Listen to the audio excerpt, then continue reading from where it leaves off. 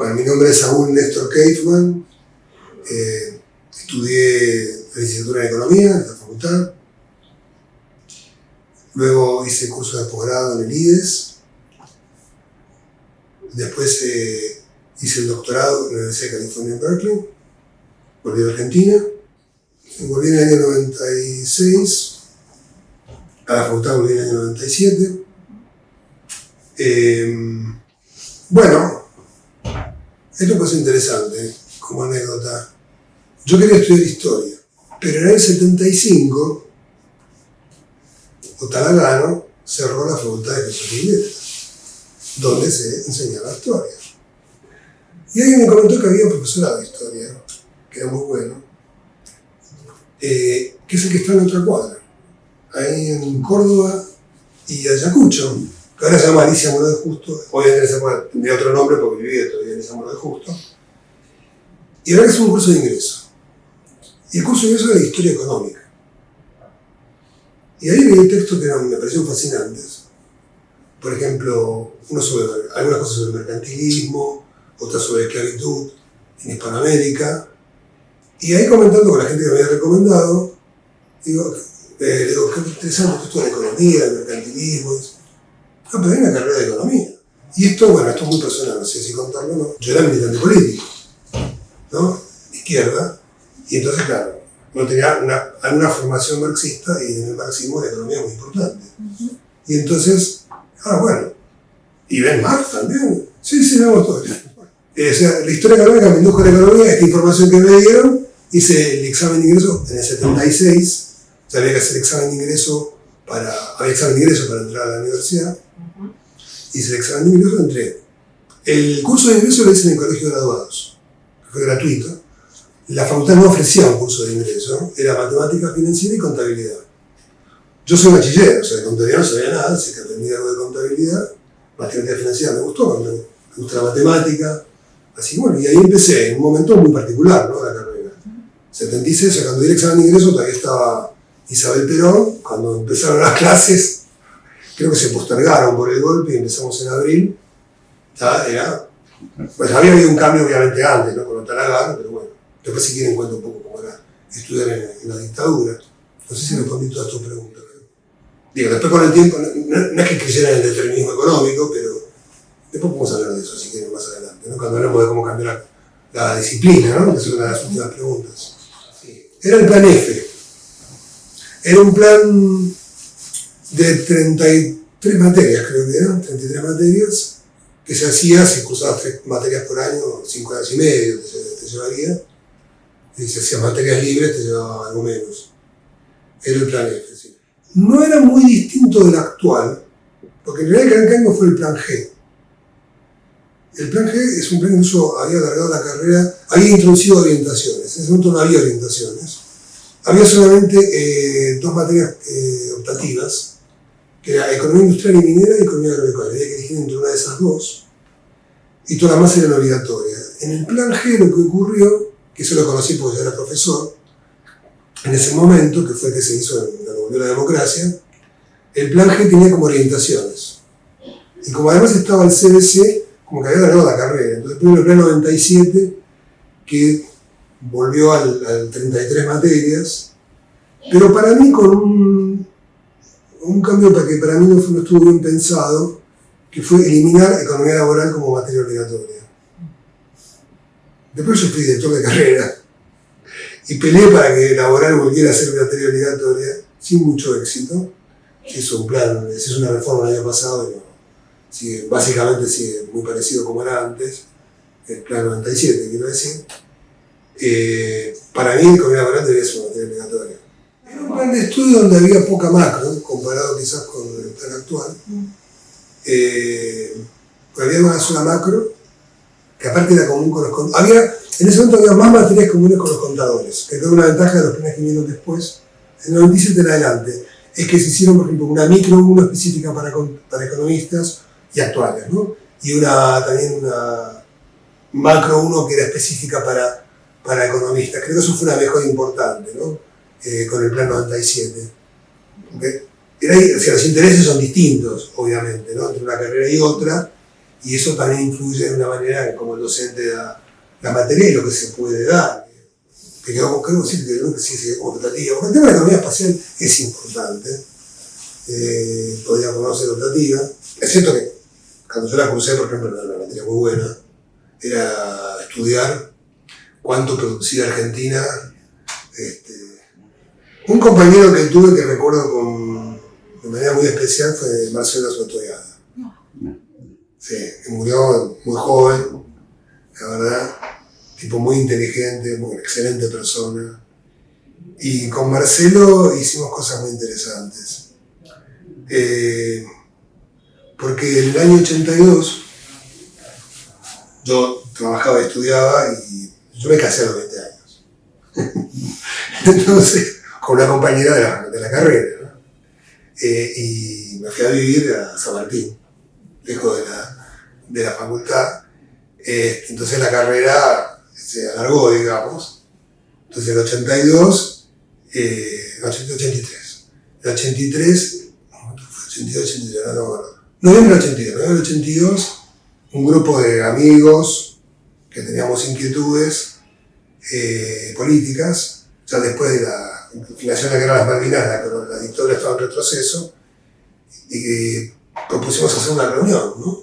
Para reorganizar el centro de estudiantes. Hicimos una reunión entre nosotros y sacamos un volante y llamando a una reunión para organizar el centro de estudiantes. Y tuvo una repercusión muy grande en aquel momento. No en la facultad, nos reunimos en otro lado, nos prestaron un local. Vino mucha gente y a partir de ahí las demás organizaciones empezaron a animarse, a aparecer, porque no aparecían, digamos, ¿no? Y después se hizo la elección del centro de estudiantes en el 83, a los pocos meses se hizo, y formamos una corriente independiente de ciencias económicas. Éramos independientes, no estábamos vinculados a ningún partido, pero bueno, no quiero ser muy autorreferencial, ¿no?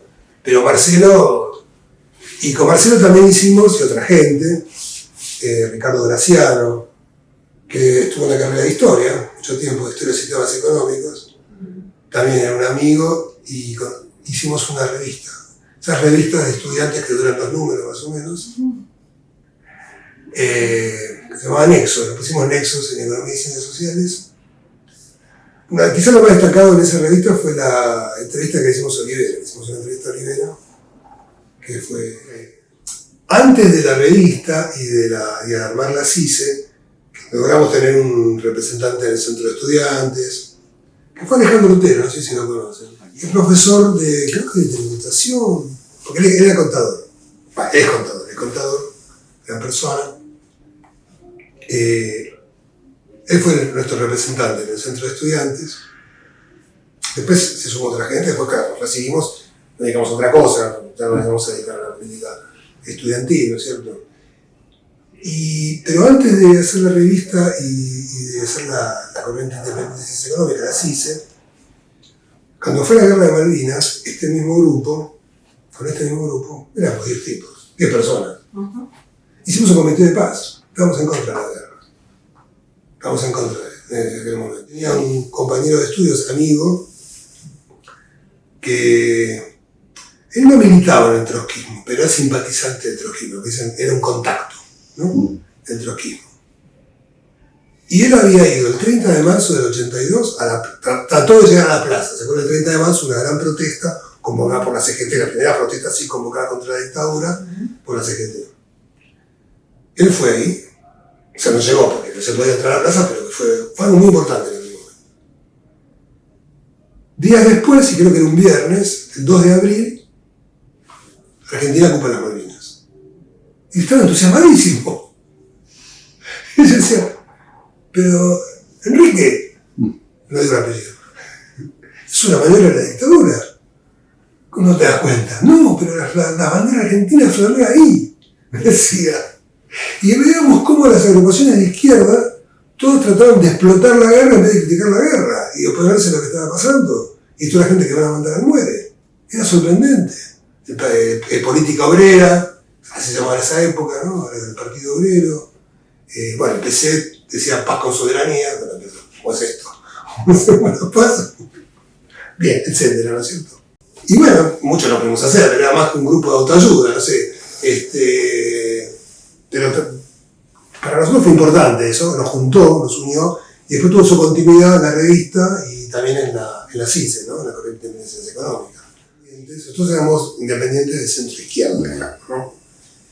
Incluso en nuestra plataforma electoral para las elecciones del CESE, habíamos incluido todo el programa de las organizaciones de derechos humanos, como aparición con vida, juicio y castigo a los culpables, todo ese tipo de cosas. Para nosotros era algo fundamental. Y también teníamos una gran simpatía con Alfonsín, ¿no? que aparecía en ese momento como un líder democrático, que había sido uno de los pocos políticos, o el único, que justamente no apoyó la aventura de Malvinas. O sea, de ahí hay una afinidad importante. Pero no nos hicimos radicales. Era Alfonsín, ¿no? El que nos gustaba en ese momento. No, había otras organizaciones independientes que eran de centro derecha. Una llamaba Nexo, que ahí te llevó una confusión con la revista, y otra era Revalúo, que era la carrera de contador. Y sí, bueno, esas eran las agrupaciones. Yo no me acuerdo si Redrado estaba en Nexo, Martín Redrado. Con Redrado pasó una cosa muy curiosa, ¿no? Porque Martín Redrado sacó una revista que se vendía en la puerta de la facultad en el año 81. Obviamente para hacer eso, en el año 81 tenías que tener el aval de las autoridades. Lo que no me acuerdo cómo se llama la revista, creo que era Nexo, no sé, ahora no me acuerdo muy bien, ahora los recuerdos se mezclan y se borran un poco.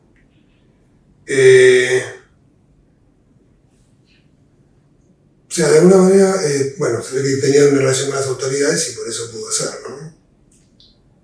Después, no sé, tuve de compañero Melconian. Bueno, muchos. Realmente tuve buenos profesores, a pesar de todo el contexto. Porque bueno, ahí justamente se ve el papel importante del instituto, ¿no? El Instituto de Ciencias Económicas. Ahí había gente muy valiosa. Para mí, quizás el que más me impactó fue Alfredo Canavese. Gran profesor de crecimiento económico. Y yo soy profesor regular titular de crecimiento económico. Y no sé si es muy simbólico o una coincidencia, el cargo que yo tengo es el que tenía Alfredo Canavese. Gran profesor, gran persona, Alfredo, que también murió joven, de manera trágica. Luisa Montuschi, que era la economía laboral, con una visión muy plural. Fernández López. Fernández López también. Gran persona, otro que murió joven, ¿no? Gran valor, excelente profesor. Un erudito total. Un hombre tímido dando clase. Impresionante Fernández López. También, de nuevo, yo cursé historia del pensamiento económico con él en 1980. Y una pregunta que nos hacíamos es, ¿Dana Marx o no Dana Marx? ¿Dana Marx o no Dana Marx? Claro, era un momento, el dictadura todavía estaba muy fuerte. Después del Mundial le había quedado bastante consolidada, ¿no? Y dio Marx. Y lo dio muy bien. Lo dio muy, muy bien. Pero gente valiente, ¿no es cierto? Juanita Brufman. Maravillosa profesora de econometría. Extraordinaria. Y también ser humano ejemplar. La quiero mucho a Juanita. Fernández Pol también, lo tuve en micro. Nos dio toda la materia. Dio una parte de la materia, excelente. Fernández Pol hacía unos gráficos tridimensionales en el pizarrón. Y estaba también Rosenbussen, era como ayudante, daba un tema. Y se llama Rosenbussen, que fue el profesor de Dinero y Bancos acá. Elías Salama, otro gran valor. Salama se había doctorado en Yale, que estudió con Tobin. Justo el año que cursamos con él le dieron el Nobel a Tobin, así que fue algo muy lindo. Y gran profesor. Él trabajaba en el Banco Central. Política monetaria y fiscal, que era la materia que daba. Era como una macro 2. Uno puede ver como una macro 2, en realidad. Después conocemos el profesor de política monetaria y fiscal, con el plan F, un poquito del G que todavía seguía, de esa materia. Manuel San Miguel. Justamente en esa materia, fue ese el 82. Esa fue otra experiencia con Marcelo también. porque ¿cómo era la evaluación en esa materia? Había que elegir un caso y hacer un trabajo sobre ese caso y presentarlo en clase. Y elegimos la Unión Soviética. Y éramos un grupo de 3. Estaba Marcelo, mi entonces esposa y yo. Y bueno, parece que lo que hicimos fue bastante bueno porque después se convirtió en biografía de la materia. Fue la primera publicación, digamos, no sé, publicación aquí, se empezó a usar como material de la materia. Rolf Mantel. Una cosa interesante, ¿no? Para ser ponderados, digamos. Y creo que cuando Cayetano Licciardo fue decano de la facultad en un momento, creo que en el año 81, si no recuerdo mal, es que entra como decano, y él trabajó a profesores muy buenos, y trabajó a los esposos, a Rolf Mantel y a Ana Martirena Mantel.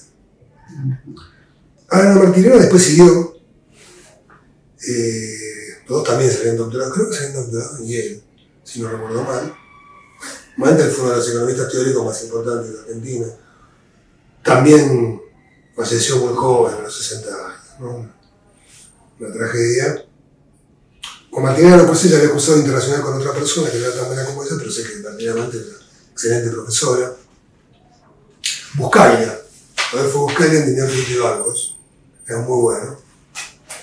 También estaba Gaba, Ernesto Gaba también en Dineros y Hidalgos, que también era muy bueno. Creo que salió doctorado en Chicago.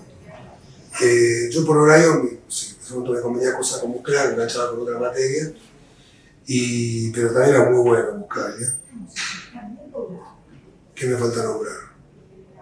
Y tuve a De Pablo como profesor, porque Licciardo también llegó a De Pablo. Muy ameno, muy buen comunicador, es conocido, poco formal, ¿no? O sea, no había ecuaciones por ningún lado, todo muy charlado. Entonces había avisos que pedían estudiantes de ciencias económicas. Y yo fui, aunque no estudiaba para contador, yo fui. Y me contrataron, una empresa alemana que hacía cosmética capilar, y trabajé en la contabilidad.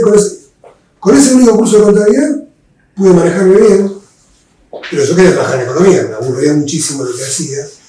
Y cada vez una vez preguntó en clase si alguien tenía interés en trabajar en economía, levanté la mano, bueno, me recomendó y ahí trabajé con Enrique Bull. Ahí están los hermanos Bull también, eran 2 profesores muy buenos que tuve en la facultad en ese momento. Juan Luis Bull, el de Fiel, y Enrique Bull. Y trabajé con Enrique Bull, casi un año trabajé con él. Y Rolf Mantel daba planificación y evaluación de proyectos. Bull daba la misma materia. Pero como estaba trabajando con él, me pareció que era incómodo cruzar con mi jefe, entonces crucé con Mantel. Pero tengo entendido que el curso de él era excelente también. Y también escuché cosas muy buenas del curso de Juan Luis Bull que daba de micro. De una amiga mía, Susana Stanik, que también estuvo con nosotros en el Comité de Paz, en la CICE, en fin, todas esas aventuras que hicimos. Bueno, cuando terminé la carrera, empecé a hacer los cursos de LIDES, que fue muy bueno, porque si había un área que no estaba muy buena en la carrera, era el área macro. O sea, Salama era muy buen por el tema monetario y fiscal, pero el curso que habíamos hecho de macro fue muy accidentado. Vieron que es un profesor, después se fue, después vino otro, después mandó un ayudante que era muy malo, en fin. Y bueno, los Branson, que era un buen texto, el libro era muy bueno, pero faltaba formación en ese sentido. Y entonces, los cursos de líderes ahí me completaron mucho la formación, y lo hice con la gente que después entró al área macro, justamente en la facultad, que mejoró mucho esa área, que fue todo el grupo del CEDE, ¿no? Frenkel, Roberto Frenkel, José María Fanelli, Mario Damil. En ese curso también participó Ernesto Feldman, que era muy bueno, que justo que falleció, no fue docente, pero falleció creo prematuramente. Y bueno, uno estudia y después sentís que te falta, ¿no? Y te da las ganas de ir a estudiar afuera. Yo, cuando conté que tuve ese primer trabajo en economía, estoy diciendo nada, pero bueno, que fue por un año, fue el año 81. Yo entré por un contrato, o sea, Burr tenía una consultora con otros 2 socios, tiene un contrato con la provincia de Buenos Aires para hacer una evaluación sobre la política impositiva de la provincia. Fue muy lindo ese trabajo porque tuve que hacer un modelo econométrico de la agricultura argentina.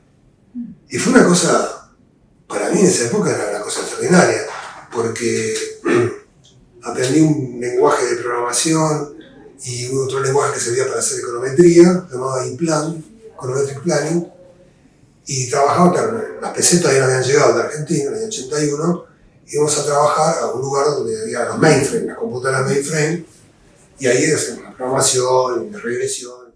También ahí me puse a estudiar más inglés, una cosa que buscé, me acuerdo que el año anterior, en el año 80, nos mandan una bibliografía en inglés, que era un libro, claro, no estaba traducido, que era The Garry Show. El dinero en la teoría de las finanzas, un libro que fue importante en su época. Y como él había pasado por Stanford, había conocido a esta gente, y yo dije, ¿no conocemos inglés? ¿Cómo hacemos? Entonces él me dijo, ¿usted se empieza a hacer economista sin saber inglés? Y tenía razón.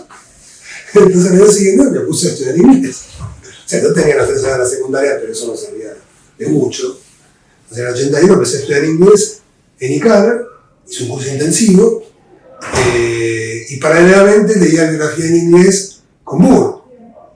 Entonces fue fantástico, ¿no? Entonces primero uno empieza con un papel y empieza a anotar esta palabra, la definición de las palabras, diccionario, ahora es más fácil con Google, ¿viste? Lo buscás. En esa época era así, pero fue una cosa, ese año fue extraordinario. Aprendí inglés, aprendí mucha economía, econometría, había cursado ya con Juanita, me había ido muy bien, con Juanita Duffman. Así que, pero bueno, se terminó el contrato, se terminó el trabajo, y después entré a Fiel. Y a Fiel pude entrar por una amiga, Susana Stalik, que fue parte de estas aventuras que comenté antes, y que ya trabajaba allá en Fiel, y entré al área de encuestas de remuneraciones, que la dirigía justamente Juan Leibur. Esa fue una experiencia más de campo. Yo estaba como jefe de campo, había unos encuestadores que hacían encuestas de remuneraciones, tenía que supervisar a los encuestadores. Pero no hubo tanto aprendizaje ahí, ¿no? Era más una cosa casi administrativa. Entonces apareció una oportunidad en el año 83, a comienzos del 83, de entrar a trabajar con Brody de Parma. Que eso fue también por un compañero que no sé cómo, porque lo conocía a Broda y que había participado en la CICE. Y dice, che, ¿no querés entrar a trabajar acá? No sé qué. Y trabajamos, que en ese momento fue un informe importante, ¿no? Que salía mensualmente. En ese momento hacían Brody y de Pablo se habían asociado para hacerlo. Y esa fue una experiencia de mucho aprendizaje. Sobre todo con De Palma. De Pablo como jefe realmente, pensaba de manera muy diferente, pero era respetuoso, amigable, te enseñaba, sobre todo el tema de cómo escribir, ¿no? De todo eso, fue un aprendizaje muy interesante. Y ahí, entre ellos entran varios amigos míos, varios de los que habían participado. Y en estas experiencias que comenté antes, mi entonces esposa, Juan Fernández, y otros amigos más, gente de la facultad que conocía. Incluso en un momento me habían ofrecido ser como una especie de gerente ahí, de supervisar a los otros. Pero yo no estaba tan cómodo por la forma de pensar de ellos, ¿no? O sea, fue una experiencia que hacía un momento que uno aprende y dice, bueno, esta cosa me empieza a incomodar, sobre todo el derecho a la democracia. Y entonces renuncié en el 84 y al poco tiempo entré a la Secretaría de Planificación, cuando estaba Surruí. Y entonces entré a la Secretaría de Planificación como Máximo Goldberg, que era director del área de macroeconomía y proyecciones globales, que es alguien que tenemos que entrevistarlo también. Ahí conocí a Máximo Goldberg, que después llegó a ser su director del INDEC. Y volví a trabajar con él cuando volví del doctorado. Pero bueno, esa es otra historia. Y en un momento ahí también, por el conocimiento con la gente del IDES, los cursos que había hecho, surgió una oportunidad en Flaxo. Estamos hablando del año 85, junio del 85, junio, y entró Flaxo el área de Relaciones Económicas Internacionales. Y ahí empecé a trabajar con Roberto Bouzas. Y con él trabajé, fui profesor de Economía Internacional acá, muchos años, y con Roberto trabajé hasta que me fui a hacer el doctorado en el año 91. Entonces ahí empezó realmente mi experiencia de investigación, ¿no?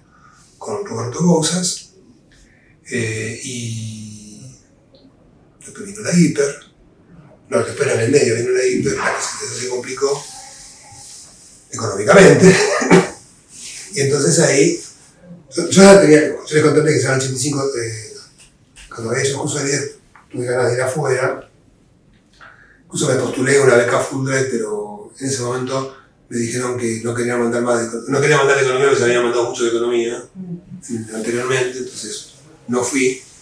Y después eso se reactivó por la crisis del 89-90, la idea de ir afuera a estudiar, ¿no? Y bueno, ahí tuve el apoyo de Bouzas y de otra gente para las cartas de recomendación. Teníamos un proyecto financiado por la Fundación Ford, entonces eso también facilitó probablemente la beca de la Ford. No, sin beca no podía irme, obviamente. Y bueno, gracias a Frenkel también las cartas de recomendación son fundamentales. Frenkel me conocía, me apreciaba y me recomendó para ir a Berkeley.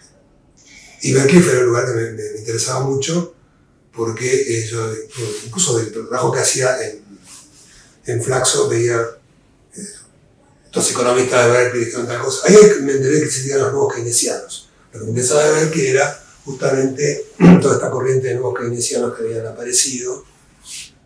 Y el más conocido ahí es Akerlof, que ganó el premio Nobel de Economía. La experiencia, yo estuve 4 años y medio, ¿no? Y fui uno de los primeros en tener el doctorado, porque a veces la gente se demora más. Yo quería volver a Además. Y ahí estaba ya con mi segunda esposa y mi hija, con la primera de los mismos hijos. Me fui con mi esposa y con mi hija. Mi hija tenía 2 años. Así que bueno, tenía el apoyo de mi esposa, que ya estaba en ese momento, ella es más joven que yo, estaba estudiando letras. Había empezado letras y tuvo que abandonar. Y fuimos a estudiar y fuimos a Berkeley. Ella también me gustó de Berkeley porque ella tenía 2 tías en el área. Realmente una de las tías desarrollamos una relación bastante estrecha y tenía 2 hijos que eran los primos, entonces mi señora, porque por la diferencia de edad, estaban más cercanos a mi hija, entonces, ¿no? Eso fue. La experiencia de estudiar fue fantástica, realmente, desde todo punto de vista. Estudio académico, obvio, por el nivel académico, y estoy hablando tuve 3 profesores del premio Nobel, y con 2 de ellos, trabajaron después, pero uno no sospechaba. Con 2 de ellos discutí buena parte de la tesis doctoral. Uno de ellos justamente es recibido por crecimiento endógeno, y yo enseño crecimiento endógeno, entre otras cosas, o sea, fue bárbaro, ¿no? Estoy académico. Y, qué sé yo, Akerlof, eran todos extraordinarios, Akerlof, Paul Romer en crecimiento endógeno, McFadden en econometría, que no lo metían por econometría, en historia económica, Eichengreen, ¿no? Que es un fantástico profesor también, que aparte lo sigo usando Eichengreen porque cuando vienen estas discusiones del patrón oro y todos estos regímenes parecidos al patrón oro, y Eichengreen era Eichengreen, ¿viste? Que lo tiene totalmente estudiado y claro, ¿viste? Y podría seguir nombrando otros, pero bueno, para no hacerlo largo. Matthew Railing también. Diferencias por ahí entre lo que estudiamos acá y allá. Bueno, hay un tema ahí porque pasaron varios años, ¿no? Yo terminé en el 82 la carrera, esto fue en el 91, y por ejemplo, en la carrera en aquel momento no había visto teoría de los juegos. En el doctorado uno teoría de los juegos, que ya era una herramienta muy importante, que se enseña, por supuesto, en la facultad desde hace unos cuantos años. Entonces eso sirvió también para actualizarse, ¿no? Aparte de profundizar. Y otra cosa que fue muy interesante fue que toda la parte micro también, o los microfundamentos eran distintos. ¿En qué sentido? ¿Qué era lo que a uno le molestaba de la economía neoclásica que había estudiado en la carrera en aquel momento? Que básicamente eran todos modelos de competencia perfecta, ¿no? Y entonces, claro, uno decía, pero esto en la realidad mucho no tiene que ver. Y ahí vi otra micro, y hubo otra macro con fundamentos micros que no eran de competencia perfecta. Había economía de escala, donde había poder de mercado de las firmas, ¿no? O en la parte de economía laboral también aparecían modelos como uno de los que nos impulsó fue justamente Akerlof, salarios de eficiencia, donde hay que sirven para explicar mejor lo que es el desempleo voluntario. ¿Por qué desempleo? Porque hay gente que quiere trabajar, al salir al mercado y no consigue trabajo. Y si el mercado de competencia perfecta es completamente incomprensible, ¿no? O tiene que haber rigideces de tipo que o los sindicatos no dejan que los salarios bajen, ¿no? Pues todas las discusiones que hay ahora, ¿no es cierto? Flexibilizar el mercado laboral, ¿no? Que es lo que hace que el empleo no crezca. Y bueno, ahí uno tenía una visión mucho más rica y variada de la economía y bueno, la gente que estaba produciendo cosas novedosas. Me estoy olvidando justamente de gente importante, Jeffrey Frankel, en la parte de economía internacional monetaria, Bardane, que tenía comercio internacional, que era un economista de la India, muy bueno. Fue fantástica la experiencia. Y desde el punto de vista humano, el hecho de interactuar con gente de todos los países, porque hay 200 países en el mundo, pero qué sé yo. Yo tenía compañeros de distintos países, ¿no? Y eso también fue muy enriquecedor. Y aparte vivíamos ahí en lo que era una especie como de barrio de la universidad, que era para estudiantes casados y yo con hijos, ¿no? Y ahí había también interacción con gente de, qué sé yo conocí gente de mi hija, se hizo amiga de una niña que era de Georgia, ex Unión Soviética. Y después quedaron de amigas y mi mujer se hizo amiga de la madre, cada tanto nos vemos. Me casó mi hija, vinieron al casamiento de mi hija. Sí, gente de África. No voy a conocer gente de África, ¿viste? O de Asia, gente de la India o de Pakistán. Eso es muy enriquecedor. Pero yo soy una persona muy tímida. Entonces tenía vínculos con varios compañeros, pero después como volví, no sé, muchos no los mantuve, ¿no? Muchos, bueno, se quedaron ahí, obviamente. Pero por ejemplo, una amiga mía, que ya de la primera materia que usamos, nos conocíamos y charlábamos mucho, Lisa Cook. Lisa Cook ahora está en el board del Federal Reserve, en la junta directora de la Reserva Federal. Porque además es distinta en Estados Unidos, porque en Estados Unidos en realidad vos estudias por idioma. Entonces vos estudias English, y es English Literature, ¿viste? En cambio letras vos estudias distintas literaturas y estudias lingüística también. Ella finalmente se especializó en lingüística y se doctoró en lingüística también. Y no, la verdad que la formación que tuvo en la UBA en lingüística fue muy buena. Después interactuó con gente del exterior, le fue muy bien. Ella quería volver y yo también tenía una buena razón para volver, que era, yo soy hijo único de parte de mi madre, no de mi padre, y mi madre tenía cáncer. Entonces se había operado en el 85, cáncer de mama, se operó en el ROFO, vale la pena destacarlo. La atendieron muy bien, un cirujano oncológico muy contenedor, y cuando me fui estaba todo bien. Pero cuando ya, en el año 93, me fui en el 91, en el 93, empezaron a aparecer unas cositas que parecían menores. En el 94 la visité y vimos a su oncóloga, ¿no? Está bien con esta pastilla, va a andar bien, qué sé yo, pero uno sabe cómo es el cáncer, ¿no? Tarde o temprano vuelve. Entonces, volví. En esa visita del 94, yo fui a la AMIA por la bolsa de trabajo. Quiero ver, voy a averiguar la bolsa de trabajo de la AMIA, que funcionaba muy bien, cómo consigue una persona para que la acompañe, ¿viste? Si es necesario. Y ahí vi a Susi Kremer. Días después,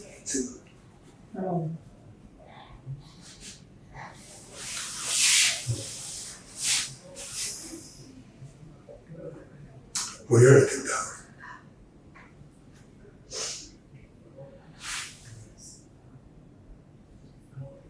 Había por todo también. Increíble.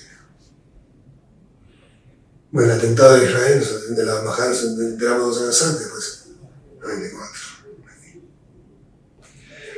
Bueno, entonces había una razón muy buena para volver, mi señora. Y además yo me fui a hacer el doctorado con una edad bastante mayor del resto de la gente.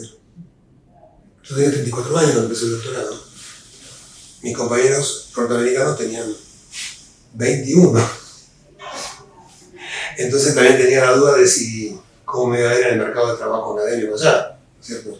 Aunque tenía un compañero mayor que yo, que creo que tenía, no me acuerdo, pero tenía, no sé si no tenía 40, y después me fue bien, me fue bastante bien.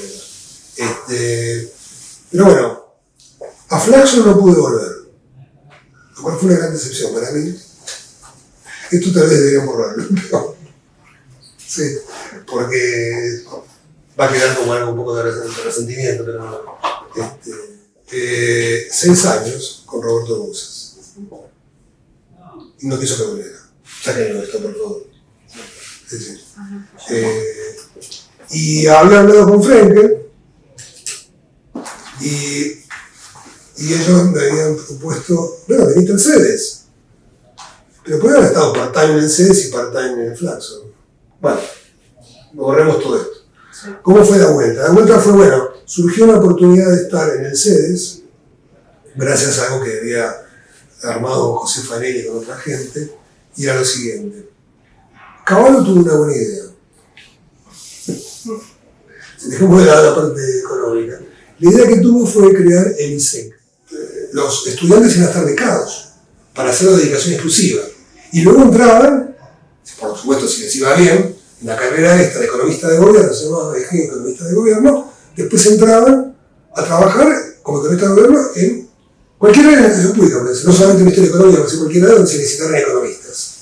Era un programa muy bueno, muy intensivo, donde había muchos profesores de excelente nivel, y tenía 4 sedes, eso. Las 4 sedes eran la UBA, el SEMA, San Andrés y Ditela. Esas eran las 4 sedes en aquel momento. La sede UBA estaba dirigida por José Fanelli. Y entonces había un financiamiento para justamente, primero, para dar clases ahí, dar materias ahí, y también para hacer como coordinadores. Había un cargo que había inventado José de coordinadores. Entonces eso nos permitía a mí y a otra gente también, como Martín González Rosada, que ahora está en la Ditela, que es el que dirige la maestría en econometría, que es el que estudió en la UBA, estudió para actuario, fue becario del CEDES, se doctoró él en Boston, y bueno, volvió al CEDES, pero bueno, después terminó yendo a la Universidad de Ditela, ¿no? Un gran econometrista, Martín González Rosada. Pero ahí convivimos, Martín, yo y otra gente. Ahí estaban de becario del CEDES un muy joven Sebastián Katz, ahí lo conocí, y otro Daniel Campbell también, que trabajamos todos ahí con el tema del apoyo a esta carrera de posgrado.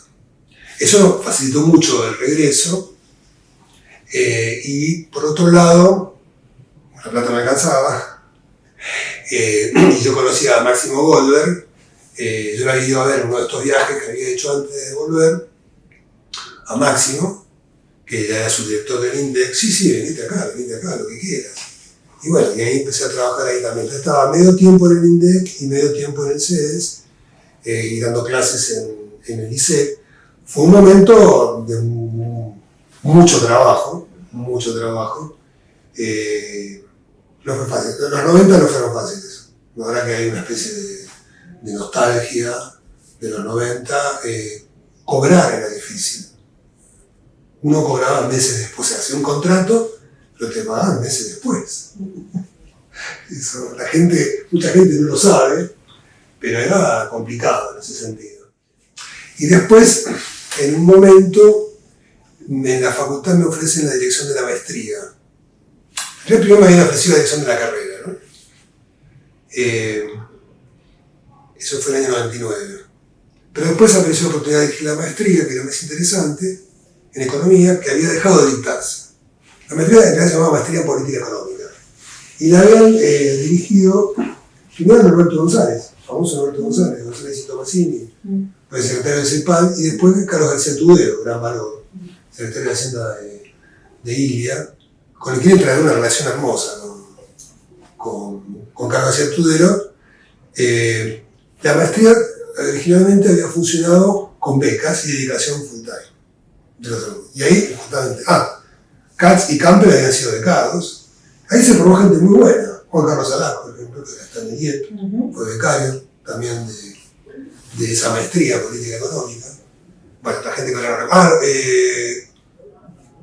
no sé si los 2 hermanos Dalbó o uno de ellos. Hay 2 hermanos Dalbó muy buenos, Ernesto Dalbó y Pedro Dalbó. Uno se doctoró en Oxford, otro no se doctoró, y que bueno, son profesores en el exterior. pasaron también por esa maestría en política económica, y otra gente que por ahí no conozco. Roxana Mauricio pasó también por esa maestría en política económica. Gente muy valiosa. Esta fue una experiencia importante para rescatar, cuando funcionaba con dedicación exclusiva y becada. Claro, nosotros sacamos la plata. No, las presupuestarias que había para la UBA fue muy castigada, ¿no? Presupuestariamente, y entonces dejó de dictarse. Y a mí me propusieron que dirigirla, pero para relanzarla en un esquema de autofinanciamiento, ¿no? Ya no había dedicación exclusiva.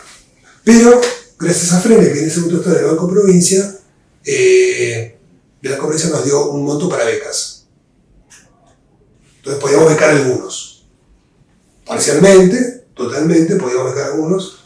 Y eso permitió relanzar la maestría. Entonces, en el 2000 relancé la maestría con bastante éxito. Teníamos 30 inscritos. Habíamos hecho un examen de ingreso incluso. Había una selección de distintas materias.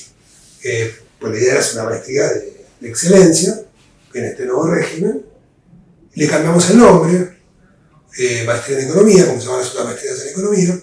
Hicimos algunos cambios en el plan, le pusimos más econometría, más micro tal vez, ¿no? Pero había un núcleo de micro, macro, econometría, matemática y después materia subjetiva, ¿no? Esa fue una experiencia muy linda, la maestría en economía. Cuando la maestría en economía ya estaba menos tiempo en el CES, bueno, el tiempo no alcanza. Pero el gran cambio fue cuando en el año 2004 se hace el concurso para el cargo de titular de crecimiento económico, que era el cargo de Canavese, que había quedado vacante, porque Canavese se había ido a la ITER, entonces ese cargo había quedado acá. Fernández López, que era el director del departamento de economía en ese momento, se llama el concurso, presentó el concurso, ganó el concurso y bueno, y ahí dije, bueno, acá voy a venir al instituto. En ese momento el único instituto de investigación que había era el instituto que dirigió Olivera. Y bueno, ahí empecé a Olivera, ese fue un gran cambio, ahí pude dejar, ya había dejado de facto un poco el INDEC, pero ya con la dedicación exclusiva en la UBA, ahí pude dedicarme a partir del 2005, porque se efectivizó en el 2005, a hacer investigación. Antes estaba repartido, pero como está una parte en el INDEC, fue interesante, pero no era una cosa académica, una parte en el CES, pero no tanto, porque tenés que dar muchas clases para poder sobrevivir. Tuve dar clases en un montón de lugares, en esa época, sí, hasta Rosario, fui a dar clases en Rosario, no sé. Era difícil la vida académica en aquel momento, muy difícil, muy difícil. Por lo menos para la gente que estaba en la UBA. No sé si en el Conurbano ahora pasó mejor, viste que había universidades nuevas que tenían más presupuesto por alumno que la UBA, ¿no? Y eso permitía tener. Pero bueno, esa fue una etapa muy linda donde pude más dedicarme a la investigación, ¿no? A partir del 2005. En el instituto y después, bueno, en el 84 empezó mi carrera docente, por decirlo así. Porque un conocido conocía de Lides, Mario Reuter, un buen economista, él trabajaba en el Banco Francés, en la parte de research del Banco Francés. Mario Reuter estaba dando principios de economía. Uno, ¿no? Que era la primera materia de economía. Y en el año 84 no hubo CDC, ni hubo examen de ingreso. Y no las dos cosas. En la mayoría de las veces no hubo ninguna de las dos cosas. Hubo ingreso restricto sin CDC. Fluvión, ¿no? Y, no sé, por un problema personal que tuvo, no podía seguir dando la materia, me convocó. Y yo fui. Y seguí un cuatrimestre más. La experiencia no me gustó. Porque, de nuevo, esa materia no era para economistas. Esto va a sonar un poco sectario, pero yo veía que a la mayoría de la gente le importaba un rabo la economía, los que estaban en esa materia. Y dije, no, yo, si vuelvo a enseñar economía. Y al año siguiente, en el 85, Pedro Dudiuk, era profesor de política monetaria y fiscal. Pedro Dudiuk era de La Plata, pero lo habían convocado para dar política monetaria y fiscal en la UBA. Y alguien me recomendó a Dudiuk, no me acuerdo quién, y ahí empecé primero como ayudante de política monetaria y fiscal, que era con la Macro 2, y Macro 2 estaba bien preparado porque había hecho los cursos de Lides, ¿no? Entonces estaba bien Y aparte sintonizaba bien con la gente que había hecho antes Macro 1, porque ahí ya Macro estaban Frenkel, Lamil, Fanelli, perfecto. Y después me nombraron profesor adjunto de política monetaria fiscal. Entonces, todo ese periodo daba esa materia, mientras estaba en Flaxo, o sea, daba política monetaria fiscal, estaba en Flaxo, una buena época esa. Viví el cambio del plan G, eso sí, porque había reuniones ahí con Lloroff, era decano. Lloroff era el decano normalizador, ¿no? de la facultad.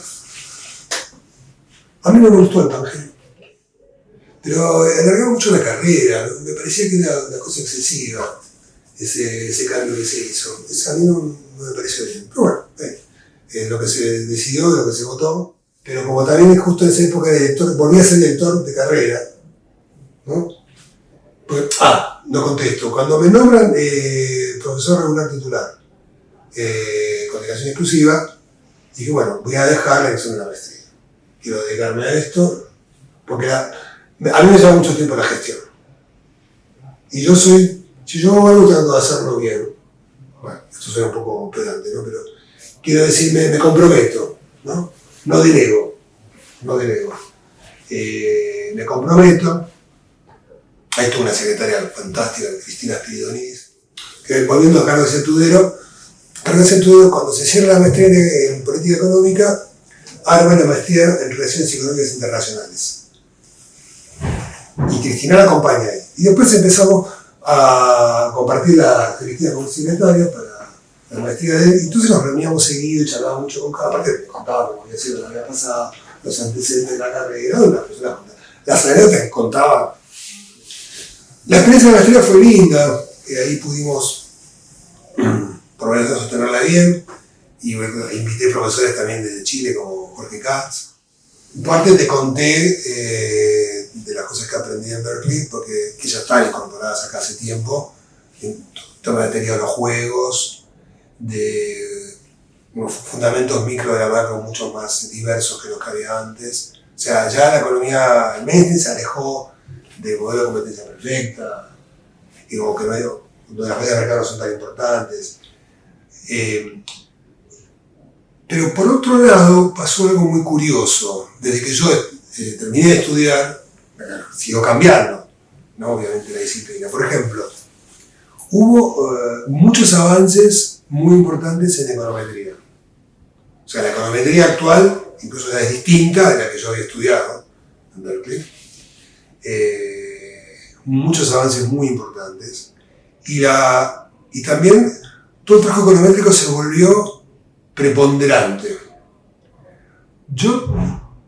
Esto es una opinión, ¿no? Una opinión o una conjetura, no sé si, no quiero decirlo, no, esto seguro que esto es así. Es una impresión que tengo. Que antes había un balance interesante de la teoría y la econometría. Y ahora me parece como que la econometría está como de alguna manera dominando sobre la teoría. O sea, yo siento a veces cuando leo muchos papers más recientes que la parte teórica no está tan bien fundamentada o no está incluso a veces. No sé si, bueno, son por ahí modas, ¿no? Bueno, de repente, como se avanza mucho en la econometría, bueno, un cambio importante es el tema de los experimentos económicos. Antes de los experimentos de economía era una locura. Ya en Berkeley ahí se empezaba a hablar de los experimentos, algunos experimentos hice también, acá en la Argentina. Ese es un cambio también importante de la disciplina. En esa búsqueda justamente de resultados que estén basados en la conducta real de los agentes, el método experimental es muy importante, ¿no? Aunque también tiene sus limitaciones, porque el tema es cómo extrapolar resultados de un experimento a conductas más agregadas. Ese es un tema, ¿no es cierto? O sea, es un método que complementa, no te sustituye a otros. Es eso. Pero se ha vuelto la disciplina como que usa muchas cosas. El trabajo empírico se ha vuelto muy dominante y no sé si la parte teórica no ha quedado un poquito, no sé. Y por otro lado, una cosa que a mí me sorprendió, yo en Berkeley me especialicé en la parte de macro y economía internacional. Esas son las dos áreas de las que me especialicé. Mirando la parte de macro, una cosa que a mí me llama mucho la atención es cómo en la macro actual, sobre todo antes de la crisis del 2008, llegó a dominar un modelo poco realista, digamos, ¿no? Yo he visto modelos más realistas, pero por algo, no sé qué pasó en el medio, algo pasó en el medio, que el modelo se llama el modelo de equilibrio general dinámico estocástico. Ese es el modelo que se volvió dominante en la macro, y que era muy usado por los bancos centrales, no sé si lo siguen usando todavía, y es un modelo que tiene supuestos que son bastante discutibles, agente representativo, también hay algunos que son un poquito más matizados, pero agente representativo, todos los datos son iguales y se conducen de cierta manera, maximizan una función de utilidad con horizontes infinitos, y eso, usar eso para explicar los ciclos económicos, las situaciones económicas, no era lo que yo estudié. Quizás como no lo estudié, ahora me parece que está mal, puede tener un prejuicio, pero va en contra de toda la línea de la economía conductual, que también se desarrolló mucho últimamente, ¿no? La idea de que decir, bueno, vamos a hacer modelos basados en cómo se comportan los agentes, ¿no? Por eso los supuestos que hacemos. Entonces, hay como dos líneas ahí. Ha dominado mucho esta otra, y la conductual no sé si está obteniendo. La conductual tuvo un auge. No sé, hay un conflicto, si se quiere, o como dos líneas, ¿no? Algunos que quieren seguir por una línea de introducir más supuestos realistas en la modelización y otros que no. Y después todo lo que hace la econometría. Bueno, la econometría, digamos que la teoría no es tan importante, ¿no? Yo lo veo así. ¿Sí? Un economista tiene que ser... creo que nuestro plan de estudios está bien, básicamente. Uno puede decir, bueno, economía laboral falta como materia obligatoria para mí, porque creo que cuáles son los mercados más importantes que existen en la economía de mercado como la nuestra. El mercado de trabajo, el mercado de los bienes, ¿no? El mercado financiero, si querés, ¿ok? El mercado financiero tenés dos de bancos. El mercado de bienes tenés las micro, que ahí discuten, ¿no? La estructura de mercado. Organización industrial. La organización industrial es una materia que antes no estaba. Eso es una buena innovación. Que se dio con el plan 97, hay que reconocerles el plan 97, y ahí se ve bien todas las estructuras de mercado, ¿no? Cuando justamente no hay competencia perfecta, es un chiste, un gran avance eso, pero sacar laboral realmente me parece, y se introdujo estructuras de Argentina, que está bien por la parte empírica que vos discutís de estructuras de Argentina, pero esa materia de 2 BH, laboral era de 4 BH, y no te alcanza, no la llega a sustituir. Pero yo creo que había que reforzar eso. No sé, también no sé si en el 97 había esta idea de que lo financiero era más importante, no lo sé, no tengo idea, porque había mucha demanda, ¿no? Y tenemos que hacer materia más de la parte financiera, eso es muy efímero, ¿no? Yo creo que hay que dar una formación completa a los estudiantes. Yo no estoy de acuerdo con que haya muchas optativas, me parece que hay un núcleo básico que tiene que tener, como decía, por eso, 2 micro está bien, las 2 micro, las 2 macro, quizás 2 econometrías, probablemente por ahí una ya no te alcanza, porque justamente hubo muchos avances en econometría, una econometría no te alcanza. Hay una econometría optativa, 2, está bien, por ahí con eso puede ser, que sea. Está bien que digamos contabilidad, yo creo que está bien. Hay que tener una idea de lo que es la contabilidad, porque es un método de registro de las transacciones económicas. Y también decía para cuentas nacionales, que también es una materia importante. Me parece bien también, creo que decía bien sociología, ¿no? Sociología, hay una materia que es derecho constitucional y ciencia política, algo por el estilo, ¿no? Eso me parece bien que esté esa cosa que es interdisciplinaria, que tiene nuestra carrera, está muy bien. Está muy bien que tenga historia económica, o historia económica y social. No, de nuevo, si no vos tenés el problema de que no te decía qué es lo que pasó, no tenés idea de nada, ¿viste? Historia económica que es algo bueno de nuestro plan de estudio, que siempre tuvo historia económica, y lo sigue teniendo, por suerte. No sé dónde debería estar, esa es una gran duda en la carrera. Esa es una gran duda, si debería estar al principio o en el medio, donde ya tengan alguna idea de ciertas cosas, ¿no? Porque se le enseñan cosas que por ahí no entienden, ¿viste? Porque le faltan las herramientas, por ahí habría que revisar eso, no es fácil, ¿no? Supongo que hay argumentos en un sentido y en el otro, habría que pensarlo eso tal vez. Yo creo que hay una formación lo más completa posible y después para la especialización están las maestrías o los doctorados. ahí te especializás. ¿No? Hay gente que no, que dice que tiene que haber muchas optativas, no, porque aparte vos no sabés después a qué te vas a dedicar. Y si vos te especializás de manera muy estrecha al principio, y por ahí después no podés funcionar haciendo otras cosas, digamos. O sea, la moda es la finanza, entonces hago 3 materias sobre finanzas, ¿no es cierto? Y después resulta que los bancos quiebran, o los bancos no son importantes, no contratan gente, ¿a qué te dedicas? ¿No es cierto? Yo tengo esa idea, no sé. De que una formación completa, bueno, no, puede ser que esté prejuiciado porque mi plan F era así, que la había crecido entre 2 materias optativas. Pero bueno, esa es mi opinión.